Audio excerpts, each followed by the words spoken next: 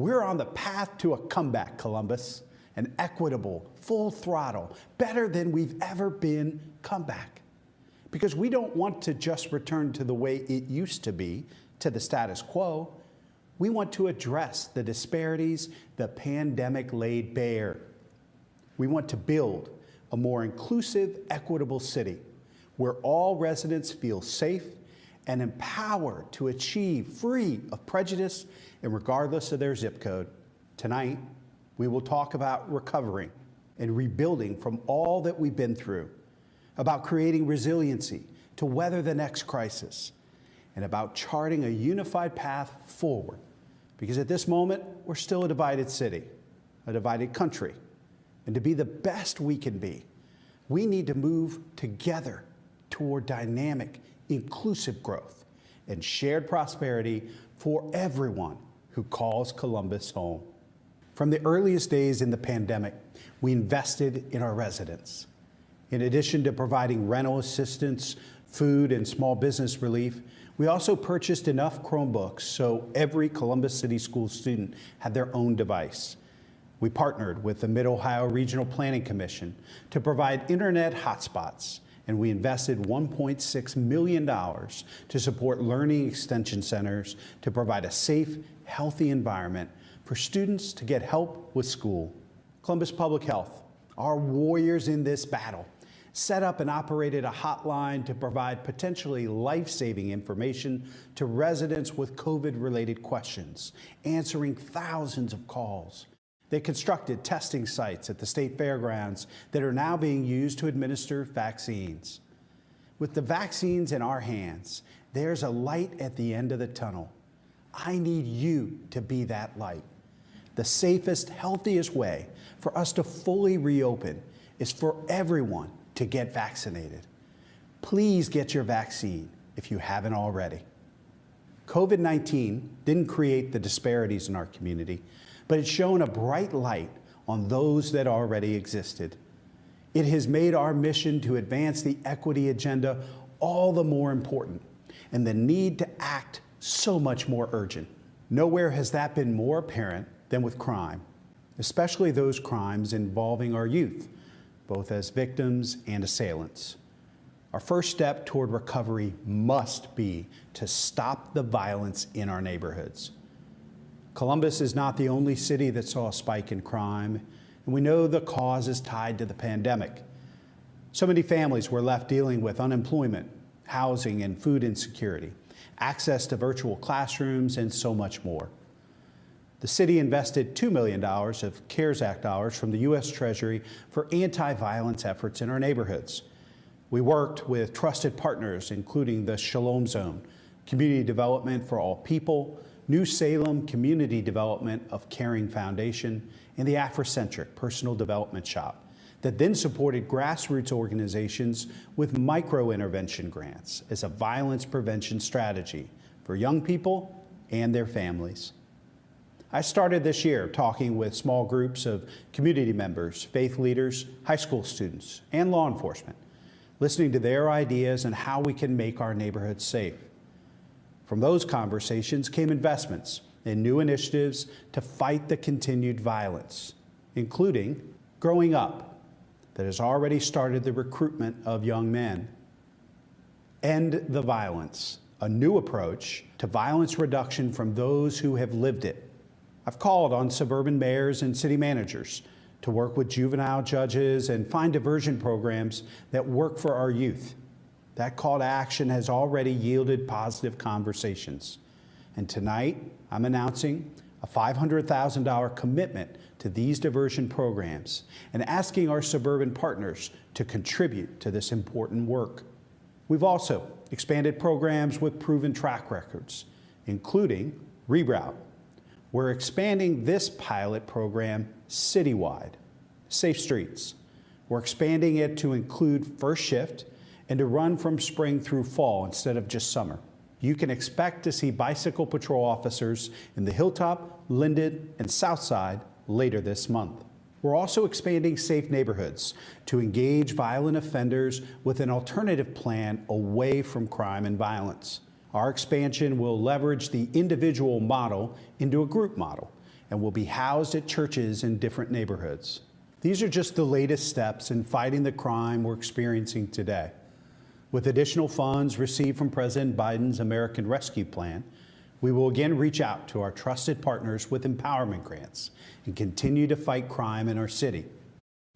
And I'm calling the federal and state government to finally enact common sense gun laws, universal background checks, because firearms are responsible for the vast majority of violent crimes, not just in Atlanta or Boulder, but right here in our neighborhoods. Reducing crime is just one example of the long road we have in rebuilding our community, and doing so equitably. All of our young people suffered greatly from this pandemic. Few may have been infected, but all have been affected. As parents lost jobs and sometimes housing, as family members became sick, as schools moved to remote instruction, leaving our most at risk behind, and as virtually all opportunities for social interaction and recreation were halted. Last summer, we invested CARES Act dollars to ensure Columbus Recreation and Parks could provide summer camps while still complying with safety regulations.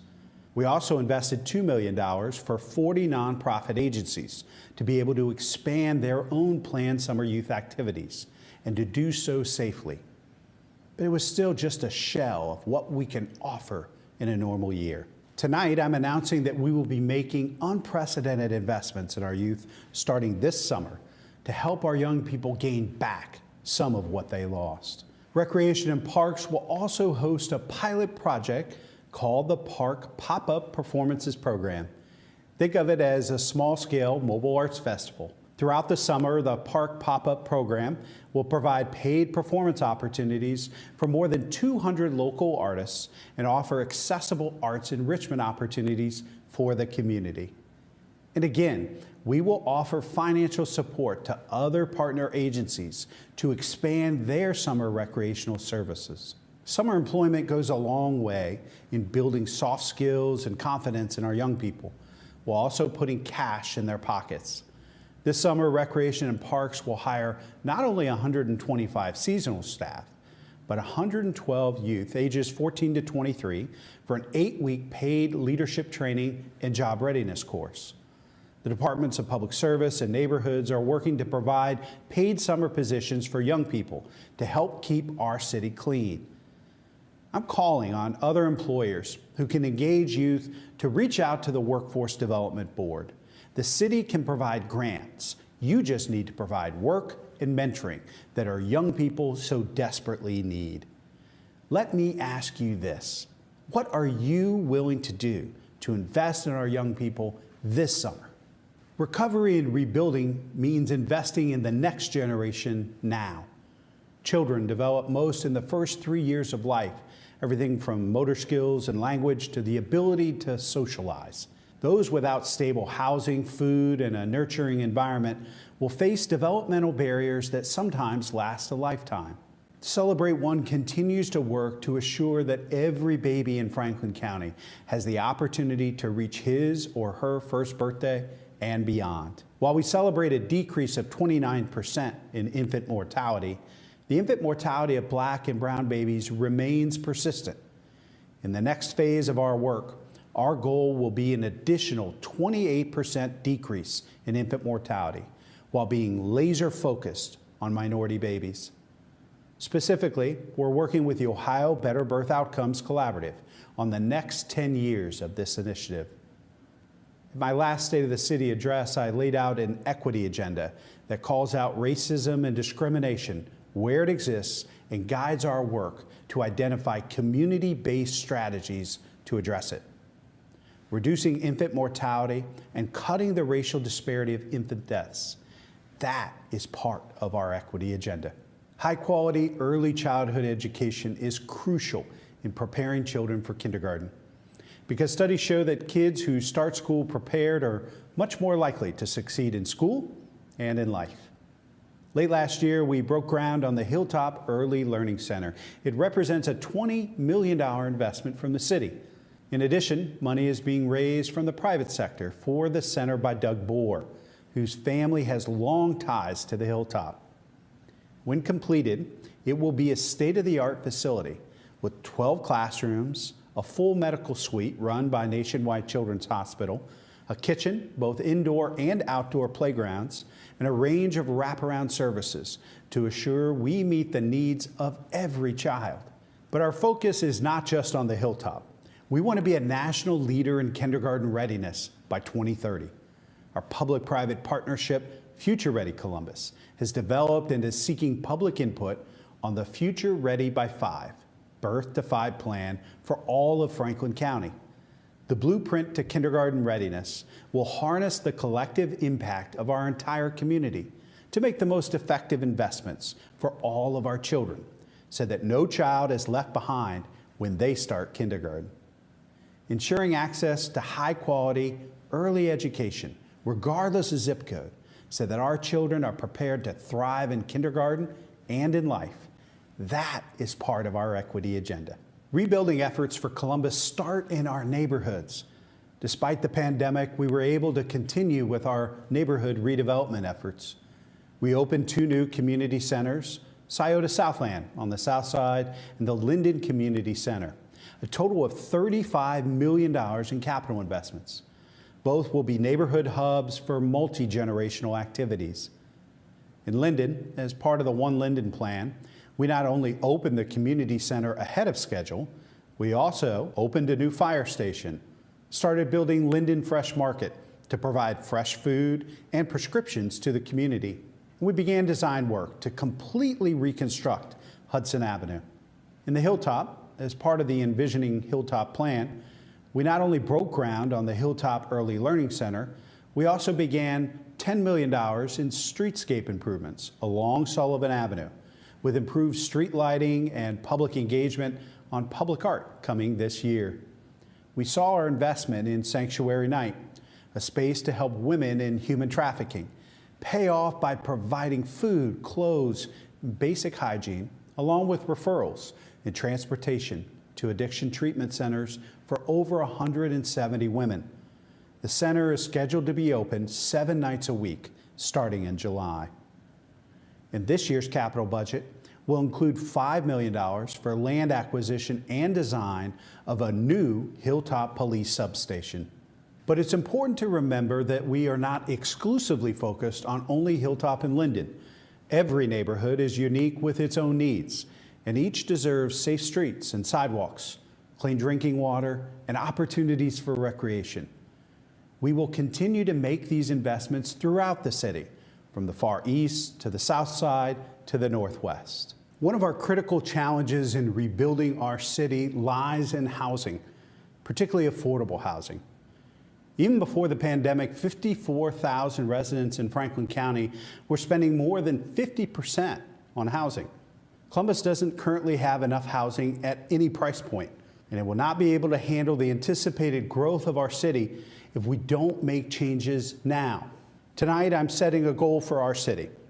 We will cut the number of people paying 50% or more for housing by half by 2030. Or put another way, at least 27,000 of our neighbors will be safer and financially stronger without an undue burden for housing as we head into the next decade. It's a bold goal, but completely attainable through local policy, state advocacy, and increased pay for our residents. Together, through public-private partnerships and an all-hands-on-deck approach, we can begin to fix the housing crisis now. Plus, we're wrapping up our national search to fill a new housing director position, someone who will wake up every day thinking about how to solve housing needs in Columbus. I look forward to announcing our selection soon. The economic challenge and uncertainty brought on by the pandemic has hit our city's renters, many of whom live paycheck to paycheck, particularly hard. The burden on residents to pay upfront cash security deposits is one we can alleviate with common sense legislation. I will be sending City Council an ordinance to ensure that every Columbus renter has the choice to use a security deposit insurance program that would cost them just a few dollars a month. Over $480 million currently sits in security deposit escrow accounts just in our city, And we need that money in the pockets of Columbus families now more than ever. We know that creating mixed income neighborhoods is the best way for vibrant communities to thrive throughout the city. Right now, we're governed by zoning codes developed in the 1950s. We're not the same city we were then, and we won't be the same city in 30 years when the region is expected to see an influx of 1 million more residents. Our zoning codes must change to support the needs of a growing city, and they are. The Building and Zoning Department is undertaking a massive overhaul of our codes, starting with community engagement. It will be a long process, but the results will be transformational, laying the foundation to create more mixed-income neighborhoods, like Wyland Park, without the need for variances on every single project. Transportation is the great equalizer of the 21st century and also plays a key role in developing mixed-income neighborhoods. Columbus is currently developing Link Us, a network of corridors that will include high-capacity and advanced rapid transit, bikeways, roadways, pedestrian improvements, and development, all of which will connect neighborhoods to job centers. Increasing the availability of affordable housing and dynamic inclusive growth, that is part of our equity agenda. The pandemic isn't over, but we are well into recovery and rebuilding efforts. The next big question is, how will we build resiliency into our civic infrastructure so we're all prepared for the next big challenge we face? And how can we build equity into every step? First, we're making changes in sustainability. We know that climate change is a social justice issue because of the impacts on neighborhoods that have faced socioeconomic challenges. Despite the pandemic, we made sustainability advancements. We adopted the first ever energy benchmarking ordinance in the state of Ohio, foundational to our energy efficiency work. We conducted 30,000 home energy audits within the city with an emphasis on our opportunity neighborhoods. In the coming weeks, we will put together next steps for homes that participated so residents can see changes to their energy and water consumption and lower bills. In the November election, voters overwhelmingly approved a ballot issue to implement community choice aggregation and bring 100% clean energy to Columbus residents and small businesses by 2022. After multiple public hearings and public advisory group meetings, the program is set to begin in June. The Ohio-based clean energy program will drastically reduce emissions, providing the equivalent of removing over 300,000 cars from our roads and the same benefits of nearly 1.8 million acres of forests. Speaking of forests, our Recreation and Parks Department has completed the public input phase on an urban forestry master plan. It is in the process of updating the city's parkland dedication ordinance. Critical work in reducing the temperature of our city, especially in our opportunity neighborhoods. This year, we'll finalize our community-wide climate action plan that will be our roadmap to reaching our 2050 carbon neutrality goal, ensuring we do our part to limit global temperature rise and create a healthy, thriving environment for generations to come. We're also looking at programs for recycling in apartment complexes to keep more trash out of our landfills. And the Department of Public Utilities will begin upgrading outdated meters for all water, sewer, and city power customers this year, laying the foundation for future customer benefits, including earlier water leak detection and monthly instead of quarterly billing. All of these steps will move us closer to an equitable and sustainable city. Digital inclusion is also imperative to the equity of our city. We saw the dramatic impact that lack of internet connectivity had to our most vulnerable families because of the pandemic. They were simply left behind. That cannot continue. That's why the City of Columbus and Smart Columbus are partnering with the Columbus Foundation, Franklin County, the Columbus Metropolitan Library, Columbus Public Schools, MORPSI, and others to sponsor 700 Southside and King Lincoln households to get connected with free, high-quality, in-home Wi-Fi service, primarily for the purpose of distance learning. When this initiative concludes at the end of this year, we will use what we've learned to provide more Columbus residents with affordable, in-home internet access, so everyone can access education, healthcare, and job opportunities online. Closing the digital divide is part of our equity agenda. It's also one way that Smart Columbus will pivot, building off the success of the last 4 years and continuing to convene public and private sector leaders to innovate, collaborate, and solve some of the most pressing challenges facing our community. Our city was not only impacted by the pandemic last year. A reckoning for racial justice was also brought to a head with the murder of George Floyd. Make no mistake, issues of racial justice and a call to address police brutality have existed for decades. But the killing of George Floyd, Breonna Taylor, Andre Hill, Casey Goodson, and so many others at the hands of law enforcement increased the urgency for police reform. We have responded with reforms that will begin to transform policing.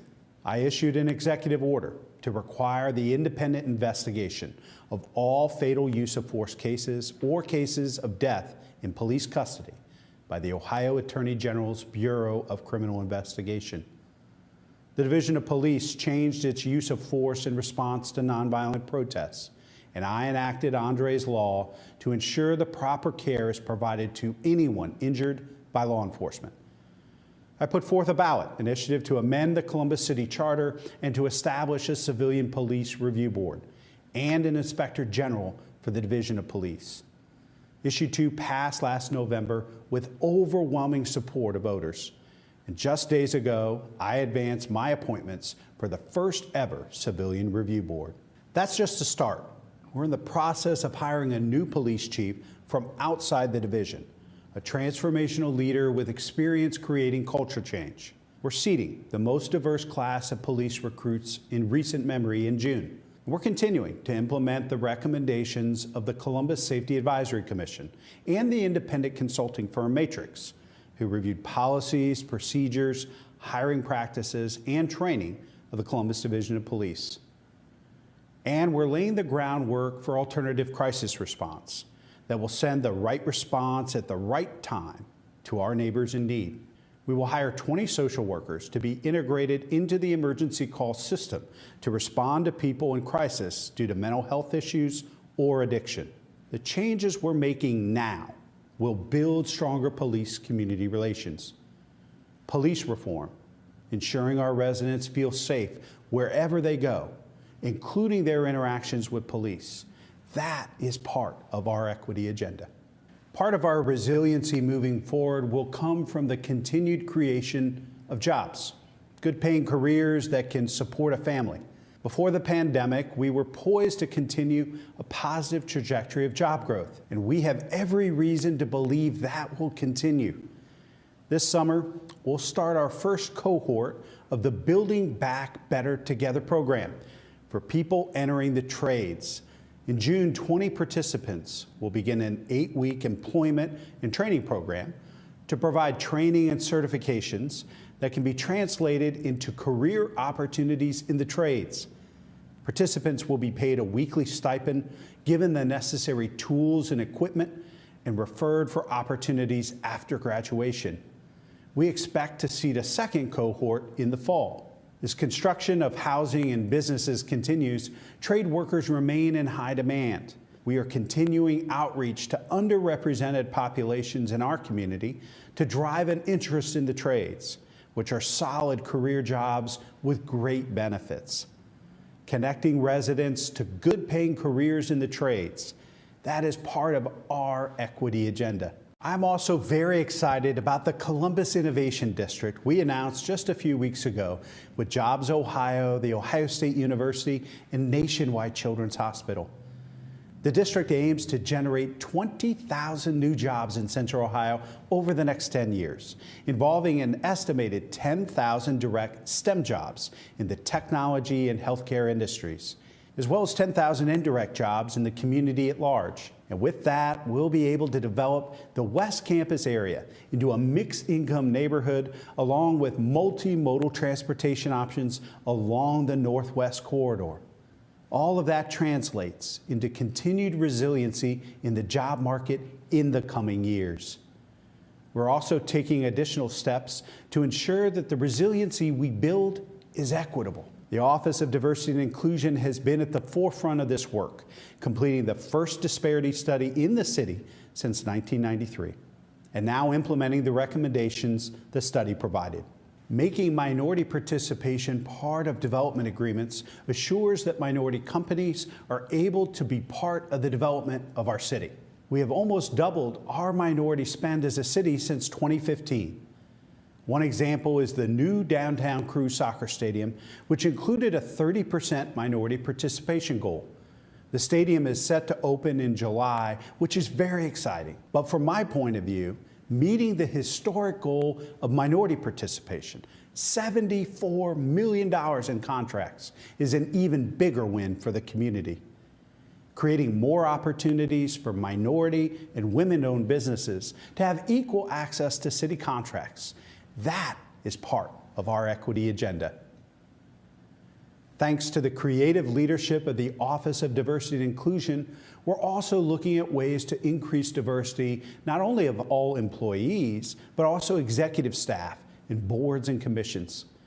Minorities make up about 30% of our population in Columbus, so it's only fitting that employees, C-suites, and boardrooms reflect that diversity. Through the 30 by 30 plan, the city is looking at the diversity of our own employees, managers, and boards.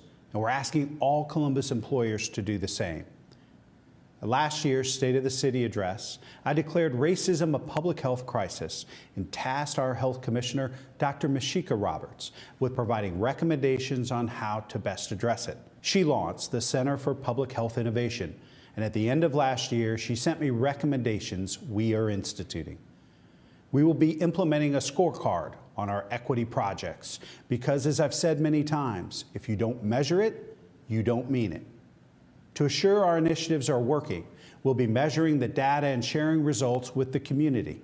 We've also joined the Equity Now Coalition, a social justice initiative started by the Columbus Urban League and other community partners focused on equitable outcomes for Black Columbus.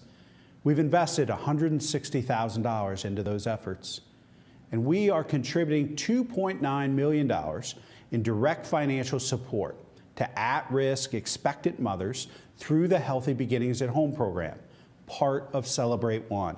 Additional funds allow us to support rental assistance and other services for mothers-to-be, helping to reduce infant mortality. The Columbus Women's Commission has been busy addressing gender issues in the midst of the pandemic, including a key court win regarding evictions. Last year, in conjunction with the Legal Aid Society of Columbus, landlords are now required to show up and testify in court for an eviction. We're seeing more situations where landlords and tenants come to agreements or rent repayment or amicable move-outs without formal evictions, which make it more difficult for tenants to find affordable housing, a phenomenon that disproportionately impacts Black women. In addition, a few weeks ago, Columbus was selected to receive more than 2 years of funding and technical support from the Cities for Financial Empowerment Fund. Columbus will be able to bring free, professional, one-on-one financial counseling to residents, particularly as they deal with the financial impacts of COVID-19, another important step in building resiliency into our community. Recover, rebuild, resiliency. After this turbulent year, we have to look at unity.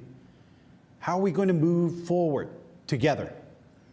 For that answer, I gathered community members at the new Linden Community Center for a conversation about our next steps.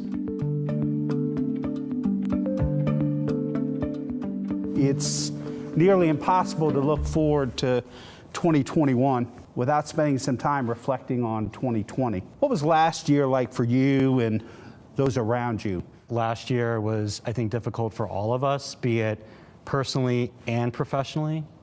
And I think we were all trying to figure out how to navigate this new world of COVID.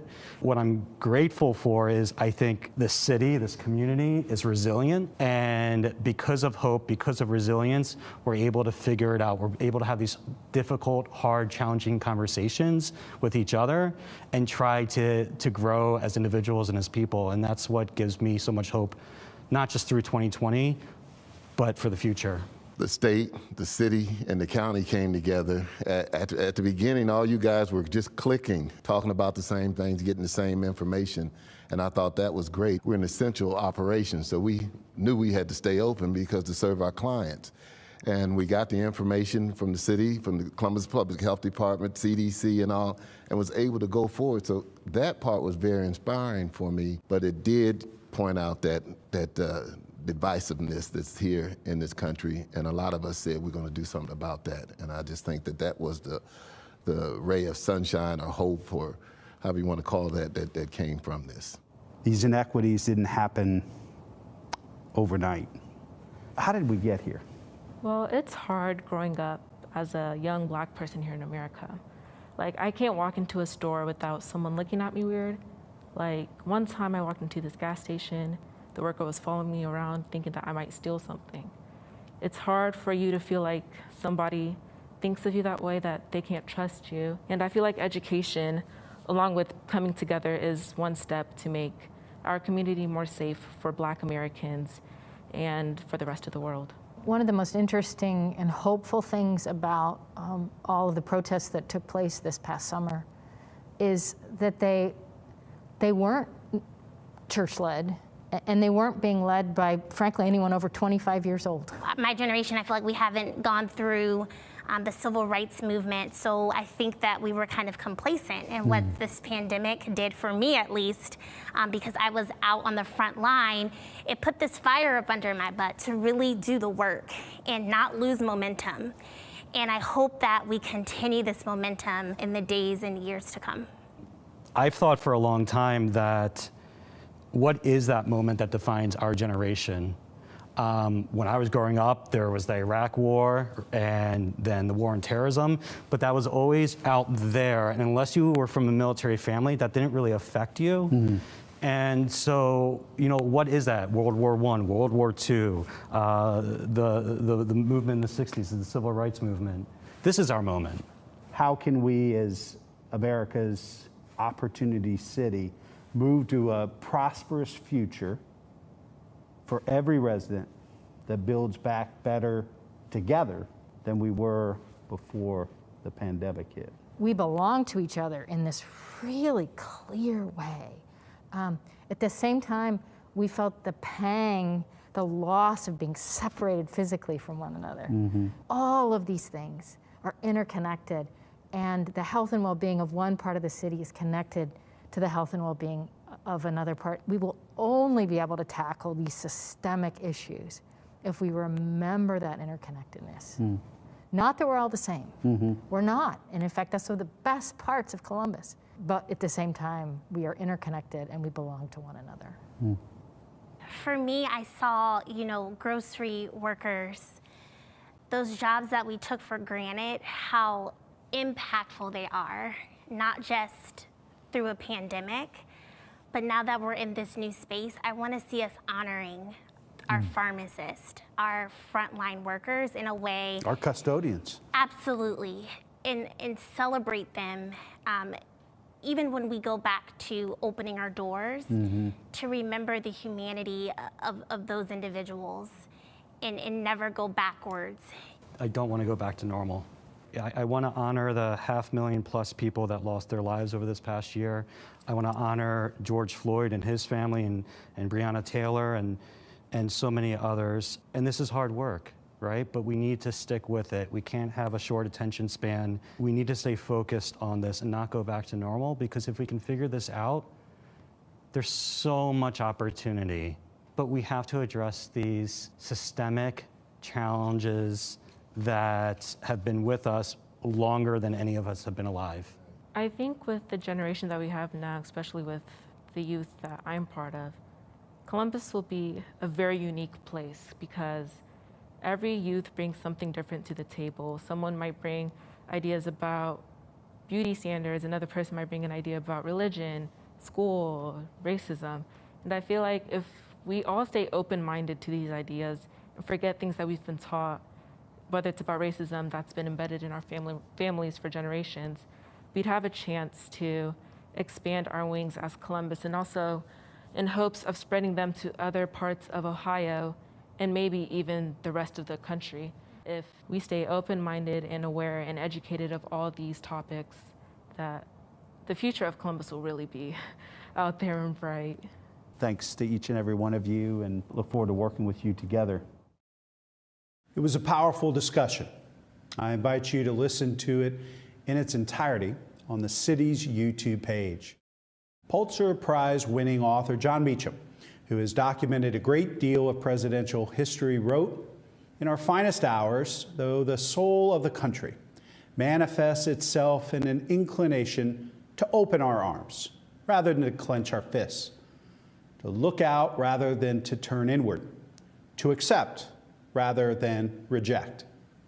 In so doing, America has grown ever stronger, confident that the choice of light over dark is the means by which we pursue progress." Neighbors, that is where we are today. The pendulum of time is starting to swing from pain and division to solace and unity. The Columbus comeback, rooted in equity, shared prosperity, dynamic and inclusive growth. At this time next year, we will be a better city than we are today, and on our way to being the best city we have ever been. God bless you, and God bless the city of Columbus. Good night.